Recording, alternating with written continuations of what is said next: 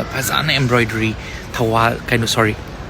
Moirang the labor Ichanamadi chasing na in Hyzeruputa I designed in the Lonbi Harakan Fasana Tainagi Michineta embroidery the Fasan Lord Hello Pane Aduna Yampazay Mayanosham appreciate Tahubi Makatano Stobangam Zage Adagi Inau Sydney ko Nimol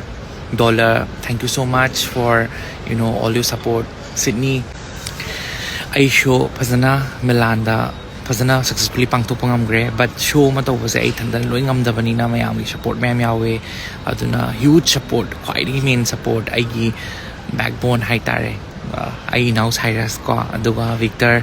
Deepak mo mayam lo ko chinche laga everyone of my team lo mag yauraga Heidi Fazana ko chinche laga ai soi dana mato bibidam thank you so much ai fi sabi sing ko asa chauthoi ko collection just him but the yauba the morangi ichansing naubicha ko adagi omita ko moilo mag yaure dan ai jewelry sponsor oiba lighting jewelry amadi ai headgear seasonary singse kanglai muga gi na chom na khutak thai man tam harau round pibirak pani mangol jam pibiri e phasu am phajare duga kanglai muga gi na chom na su fazan sema pibiri e ai rose e duga khoinam headgear sabani moina rose sabira matung da dunu muka na saba kaino ngata ne khoi pothok ngata ne collection uli ma'am se even western wear oita su every garment stitch soy ma'am ze khul muga da fazana embroidery thawal kaino sorry Moirang the labor Ichanamadi chasing na in Hyzeruputa I designed in the Lonbi Harakan Fasana Tainagi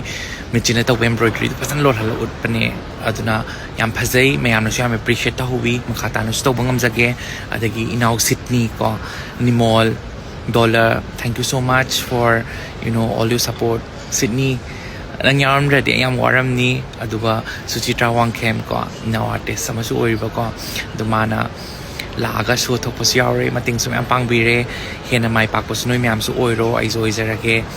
aduga ai bonu shibiri ba ai friends me am support to biri me am su ai ningai laitan Thagat chari aduga I don't know my ai quite backbone yam chawno oi ba ai support lai ba ai tailor unit any design puthoi ba wa tum chaba khangdana honari ba me am mai phi servicing no yaudana I collection je kem to bangam moi duna achauba credit ti noi dane I so successful ohen bada thank you so much for your love and support and I hope makhata na lakpo de hena Maipak po is again Arvin Tonjam thank you inaw ngaw ba yaudradi I last minute I can to be have no one hitok to inaw ni ngaw zara su duna nang sumangol oro in chakapasu oro duga ai mayama ai Inaw Mayama, Naubi, Rohit, Ranjan, Nauba,